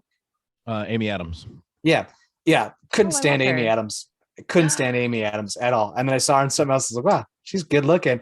And then all of a sudden, I'm like, wait, that's Amy Adams. I was like, but how are like they look so like she looks so different as Lois Lane versus this other character? It's like, why couldn't they just do that with Lois Lane? But then again, I'm not the right person to ask about a lot of that stuff. So yeah, Hollow Man. I don't know. Like, you guys It's a seen good- Hollow Man? Yeah, Yeah. I love that movie. It's Yeah. something about it. It's no, yeah. Oh, yeah, good movie. I just I don't like I know what I'd do for the beginning stages of if I was invisible, but I feel like that would eventually just drive you absolutely banana sandwich bonkers. So no, that is my go-to superpower. Because I Really? don't want to be like everybody else to be like, I wish I could fly.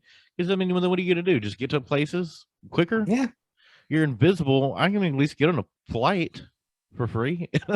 bro, I'm just gonna Goku hand right with here. that instant transmission, man. I Let's don't go know. anywhere in the world that he thinks about. Oh, I want to go to my bedroom. Bloop, there I'm there. Even though it's like 2 steps away. But speaking of 2, Tiffany, let's go with your number 2. All right, so I'm really excited for this one, just Oh. because I believe it is scary. All right, it got me on this one. This one is absolutely terrifying for me, and anybody else I've kind of talked to has said the same exact thing. So I hope you guys have seen it. It's it deals with an unknown woman brought into a morgue after basically multiple homicides around her. Nothing wrong with her, but everybody else around just demolished, Yeah. So it is the autopsy of Jane Doe. Have y'all heard about that one? No. Nope. Every time. All right. So, well, no signs of struggle, no signs of anything happening to her at all. But basically, she was, I believe she was like an innocent woman. She was like cursed by a witch. And as people are, it's always like a coroner's office or something happening where she's being disturbed, right? And it's not their fault, it's their job, right? But at the same time, they're disturbing her body and it's taking vengeance. So it's basically, how do you say, terrible things just start happening. Awful. Like, they don't know why she looks so, she looks so beautiful. She looks dead, but apparently she had been dead for like she looks like she's been dead for hours, but she smells like she's been dead for years, basically. You open her up, her tongue black cut out, everything about her, like basically you look at her and she looks perfectly fine, like my arm, perfectly normal. As they start like really examining her, it's like every bone in her body is completely shattered. But yet she looks healthy, like she just died and they have no idea why. So it's just crazy. And then all this just stuff just starts happening and it gets really, really intense. And basically she's like haunting them, but they have no idea like that what's really happening. It's like a father and son. I believe like there's a girlfriend involved. And at the end, yeah, it is like a last sacrifice, of this father wants to save the son. So I'm not going to let you know exactly what happens there because it could go either one way because there is multiple things to it. But I can definitely say is, she still lives on. They're trying to defeat it and they had no idea why. And she continues to live on. They never made a part 2, but you just see her being brought into another coroner's office basically and taken away. And definitely one that if you're looking to have your lights on for the rest of the night tonight, autopsy of Jane Doe. Everybody I've talked to has said the same exact thing. It is absolutely terrifying. I've Gotcha. even heard of it. Gotcha. I just can't believe y'all have it. It hurts. I would love to look at your Netflix. Just browse through it, just see what's going on in there. Right now, Seinfeld. Right now, Seinfeld. and then I did mention, in case anybody else is here, All of Us Are Dead. I'm binge watching that one. Well, one episode a day, to be fair, because they're an hour long, and I got work and stuff. Pathetic. I watch like 5 or 6 at a time. I can't do it. I have to do that. I don't know about you, Dash, but if I find something that I like, I'll game over. I bit. What was it? Ozarks. I didn't plan on watching all of Ozarks in one night, but I did. That's good, but I don't know. I don't know if I can take that much of Jason Bateman. He's good. It's good. Like this, the next part 4 is good. Yeah. Season 4 part 1 is good, I should say. So Well, anyways, so on to my number 2 here. yes. We follow a college freshman named Lewis, played by Mr. Paul Walker, on his cross-country trek to meet the girl of his dreams. But along the way, romance hits a snag when he must rescue his older brother, played by Steve Zahn. While the trio eventually meet up, Lewis's older brother eggs him into a practical joke onto a lonely trucker known to us only as by his CB handle, Rusty Nail. In this 2001 film that will leave us repeating the catchphrase from this movie for years and years to come. Usually, especially around Christmas, all I can hear is the words, candy cane. This is the 2001 film Joyride. Such a good movie. Such a suspenseful movie. And the great thing about this movie kind of follows that Inspector Gadget kind of thing to where you don't see the bad guy's face. The whole movie, you never see his face. You only hear his voice, which is terrifying over that CB radio. He's got that, that southern drawl, and they're playing around with him and making him think he's gonna meet this girl and everything, and then they're in the room next door and hear just murderous screams and everything that happened, and it's gotten, I want to say, a lackluster ending, but it's one of those things that just hearing him say candy cane, it's just haunting. And like I said, I'll be in the middle of like just cooking dinner or driving the car, and that voice will just pop into my head, candy cane. I'm like, why? I haven't seen this movie in years. But yeah, it's like I said, especially around Christmas, they'll be like, hey, do you want a candy cane? And I'm like, candy cane. So Jared, you've seen this movie? Yes, I have. I've seen Joyride. I love it. It was such a great movie. Tiff, it was such a great movie. No. I've never seen it. I mean, I've seen the Candyman movie, but I don't think I've ever seen Joyride. Joyride's really good. Like I said, Paul Walker's in it, Steve Zahn, Lily Sobieski is in it, as well as the love interest to Paul Walker. And this was like Paul Walker, like right in the beginning. This was like, I think, after Varsity Blues, Into the Blue with Jessica Alba. I think it was like right around that time. So still super young, way pre Fast and the Furious, Paul Walker. So that is my number 2. Jared, take us into our many honorable mentions here. It sounds like Paul Walker wasn't going fast enough. Yeah. Enjoy Ride. No, he was not. Oh my gosh. So everyone could probably see this a billion miles away, but it's The Exorcist, the OG of horror, the OG gangster horror movie that sparked the horror genre. And so, I mean, some people can say it was Psycho, but I think The Exorcist really catapulted it into what it is today. Yep. So as much as I would like to put it as my number 1, because my number 1 actually did scare the ever-living banana sandwich out of me, and I have a story to tell with it. I'll keep it real short, but The Exorcist is my OG gangster movie for honorable mentions. Good movie. Tiffany, what's your honorable mention? Oh no. Okay. So this one, I'm going to go on a small tangent. I'm not going to say anything. I'm just going to list them because I feel like if I don't, I'm doing no justice to myself. Okay. So honorable mentions. And I felt like, I'm like, okay, because I didn't list them here because they don't terrify me anymore. They don't, they're just, I love them. So Friday the 13th, Halloween, Freddy Krueger, 13 Ghosts, Stay Alive, Hellraiser, It, and Jigsaw. All of them. They all have sequels. They're all amazing. I can binge watch them like no tomorrow, but they don't terrify me anymore, Yeah. But I feel like that's where it stemmed from, and I have to just keep them in, The I OG love them. slashers. The slasher genre. It's What so about you, good. Dash? What you So got going good. on? I love slasher movies so much. Yes. I love the campiness about it. So that's what I Yeah. love about it. You're running as fast as you can. They're walking and they catch you. Like, what? Like, don't have sex. Like, don't get in the shower. Don't take drugs. Like, it's everything about it.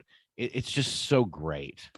All right, so my honorable mentions, I have a couple. American Horror Story, especially season 1, Murder House, and I will even go Asylum as well.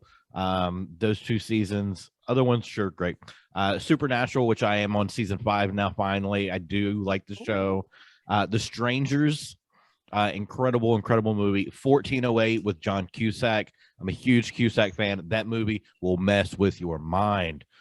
Cujo. I remember seeing this movie as a kid, and I think this is literally the reason why I'm a cat person and not a dog person, because of that movie. Originally, I had Tales from the Dark Side, the TV show, because in my opinion, for horror genre TV shows, there was no greater theme song. And then seeing that placard of Tales from the Dark Side. But I did change mine, and let me pull it up here so I can go on to my Safari. This movie takes a shocking, riveting mind trip into the dark and dangerous corridors of a serial killer's psyche, a psyche that holds the key to saving the killer's final trapped victim who remains alive, making this journey into the recesses of a killer's nightmarish fantasy world. A psychologist, I couldn't get past that word. There we go. Who has been experimenting with a radical new therapy throughout a new transcendental, how did I get that word, but not the other one, science. She can experience what is happening in another person's unconscious mind. This is a mind F of a freaking movie. Vincent D'Onofrio. This is Vince Vaughn. This is Jennifer Lopez. The Cell. Have you ever seen The Cell? I've heard of it. Man, I feel like maybe I didn't watch it, but maybe I saw like a clip of it or something because I know what you're talking about. It is such a mind F of a movie. Man, I don't think it popped in my head. We were talking about one of these other movies, and it was just like, boom, The Cell. And I was like, oh my God. Like, I remember that feeling. Like, it is one of the most unsettling movies. I don't know what it is, but she looks hot in that red, like, tight outfit. Anyways, yeah. It's funny enough that the movie that absolutely scares the crap out of me is not even on my list at all, and I think it's because it scares the mess out of me so much. So my scariest movie called Serpent in the Rainbow. I think also a Wes Craven movie. It's about voodoo. Something I won't touch it. I don't want to even talk about it. So let's just move on. Hey Jared, what's your number one? So this is a movie about a movie that was made. To kind of give you a little bit of background, this is when I was in the military. It was about 1 a.m. on the flight line. I'm watching a movie about possibly aliens, about possible abduction. Now, mind you, I am strapped with an M4A1 carbine with 120 rounds. I have an M9 pistol with 30 rounds in it. I have a bulletproof vest on, and I am partnered with a buddy of mine who I trust with my life, who is armed to the teeth with me. We didn't even want to go to the bathroom separately. This was the fourth kind. Yeah. We didn't know that we thought it was one of those real found footages because it was so brilliantly well done, where they would flip back and forth. They would go side by side. They show you the OG. They showed you the original.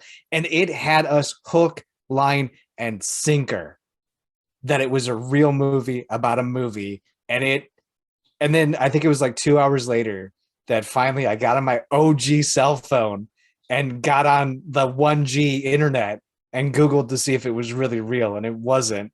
And so me and my partner like flipped out for like 4 hours for absolutely like no reason. But the fourth kind absolutely terrified me. And when I was one of what I thought was the most badass individuals on the planet Earth, you know? So like when a movie can take me and transport me to a dimension where I'm like, I don't feel safe, even fully armed to the teeth with ballistics vest on, I think that can be my number one horror movie. Definitely should not have had my iPod on the flight line either, watching a movie. Sorry, I Sergeant love Rayjack, that. but whatever. He's out. I'm out. No big deal. Tiff, why don't you go ahead and tell us what movie scared you the most, or is the number one horror movie in your Okay. eyes? So mine is again psychological. It always has to be. That's the way I see things, right? That's what really scares me. So it is going to be dealing with it's a real festival, by the way. Midsummer. Have y'all seen it yet? What is it called? Midsummer? Oh, I've heard of it. I've Yeah. heard of it. Okay. Yeah. Okay. I thought you were So going to talk about the beer festival in Germany. oh no. Beer Fest? No. No, that was a comedy. Um so this one kind of deals with again, I have a I love death. I don't know what it is. It's just like I love those emotions that people portray on the screen. I feel like it's very real when it's done right, right? So I feel like this one, she lost her whole family, and she's trying to live. She's trying to find the will to live. And I think that's harsh. And she's got this boyfriend. It's kind of like a dick, to be honest. Sorry, like a butt, to be honest. How to rephrase that one? And he, and he's like, he has this friend, and they're like, oh, let's go. We're gonna go do Midsummer. It's supposed to be like, you're gonna trip on stuff. You're gonna feel yourself. You're gonna like be better. You're gonna burn some stuff, and you'll be good to go, right? Like hunky dory. No, it's like the complete opposite. Yeah, everything looks great, but it's not like that at all. And I don't blame her at any point. Like when they're tripping and they're inside the meadow and she's like seeing like her family and faces, like I could only picture what she's going through and that PTSD from it, and Mhm. then everybody else is like having a good time and she's just there like, "Oh my God, help me." But it gets so trippy. Oh my God, where they basically have to have a May Queen and they have to sacrifice like what 7 to 9 people, I believe it is. And they actually have this Dope. ritual that I love. I personally do love because I believe I did research it and it's a Swedish thing, or possibly it was done way back when. I think it was more of like the ancients compared to like actual people. But basically, when you hit like a certain age, like 72, 75, you choose to give yourself back to the earth. And Hmm. I love that because like I love that. Like as a person, I think that's wholesome. The way they do it, you know, they fall off a cliff and don't worry. If they make sure to go head first, but don't worry, we all support them. So we're gonna have this big sledgehammer, and just in case they're still twitching, we're just gonna knock them just a few more times to make sure they're really dead. Easy way out, But they're giving themselves back to the earth, so they are sacrificing themselves to do it. Like every year that they hit it, they want to make sure that they're done living at a certain age, and I think that's pretty cool. What's not cool is they do take in hostages, and they do sacrifice them. Okay. So those people were choosing, those other people were not choosing. And she makes this choice at the very end. She basically gets to choose between killing one person or killing somebody else, and she has to choose who it's going to be.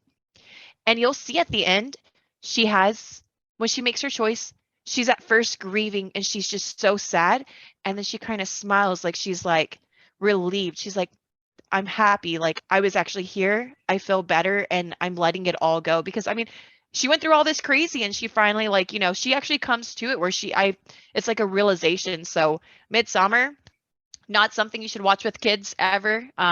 My one of my really good friends actually put me on it, and I had told my husband that he watched it with his kids because I thought that's what he had said, and it is not. So my husband, when we watched it, he was like, "What?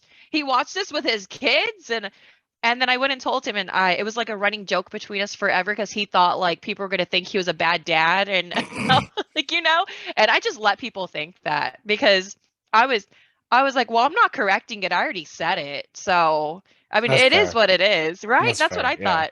And he actually went to and he told my husband, he's like, I did not let my kid because watch it. And because it was his like number one movie too. Like if you ask Mm. him what movie messes you up, he says this movie. And I agree. It's this movie. This movie is one of the most realistic, crazy on a journey movies that you can find, at least for me for right now.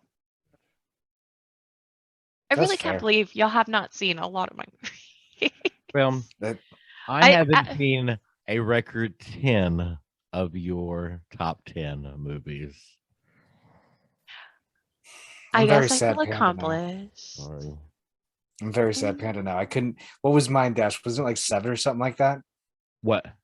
7 movies that you hadn't seen in mine was the Something best like out of the 7 list? or 8, yeah. Yeah, 7 or 8. It was like right in the beginning. But yeah. God, Shoot, biscuits. out of yours, I've seen all of them except for Alien Covenant.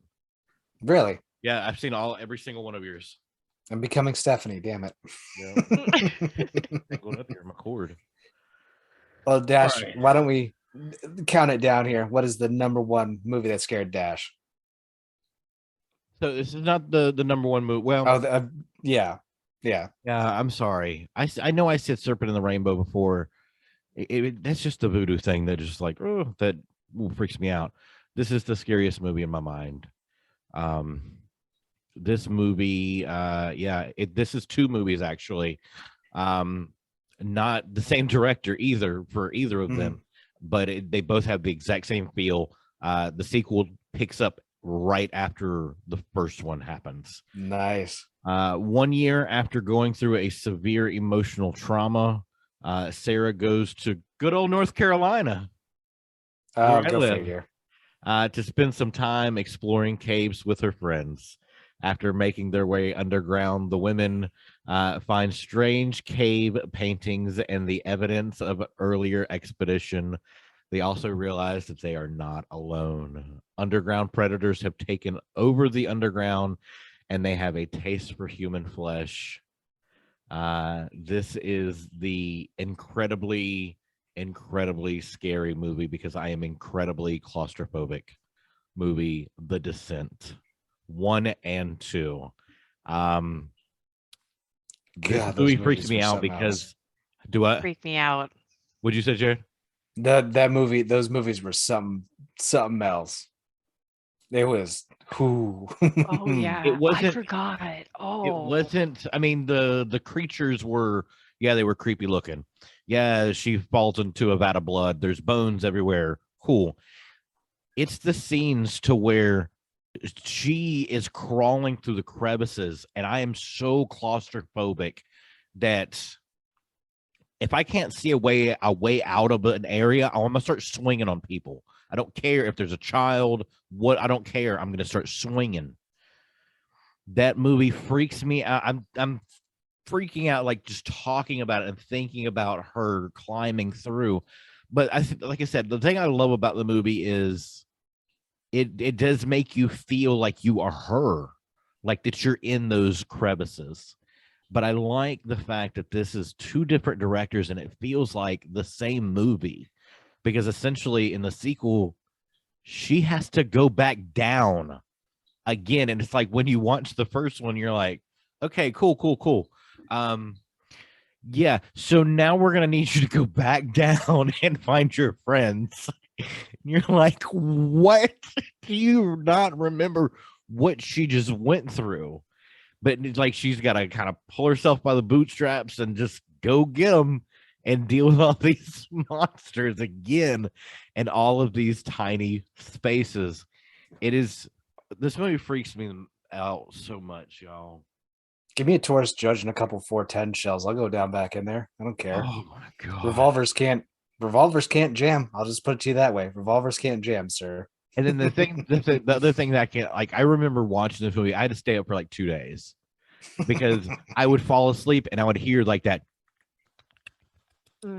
clicking noise that they would make to communicate with each other. I would hear that clicking noise and I would like, that's what took me out. That's right. These bitches are around here somewhere. These albino clicking bitches. I don't know where they are. So that is my number 1, The Descent 1 and 2. Again, it should just been one whole movie, but 2 different directors. If you're claustrophobic and you haven't seen this, highly recommend you stay away from it because it will freak you out. That is our top 10, essentially our top 30 of our top horror movies and TV shows, y'all.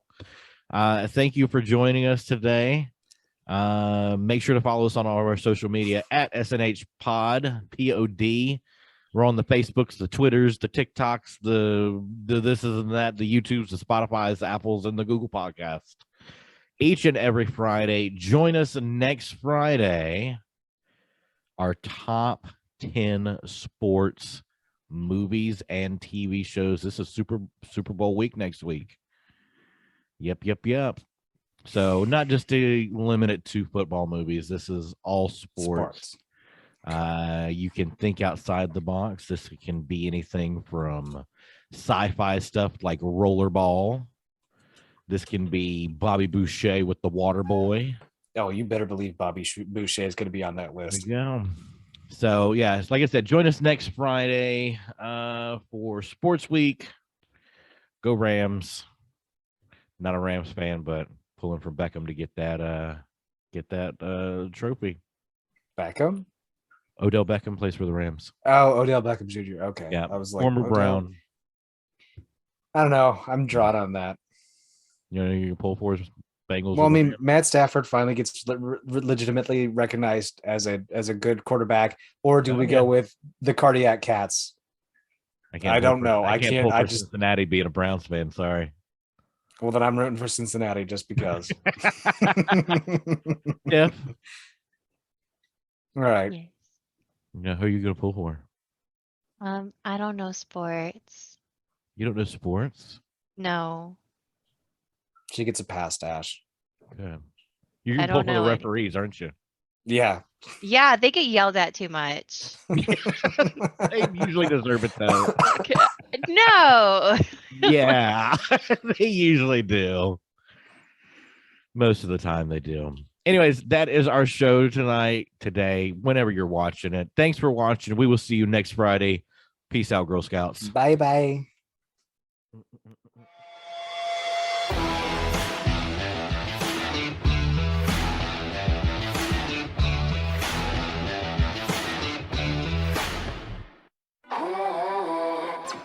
Cut the check.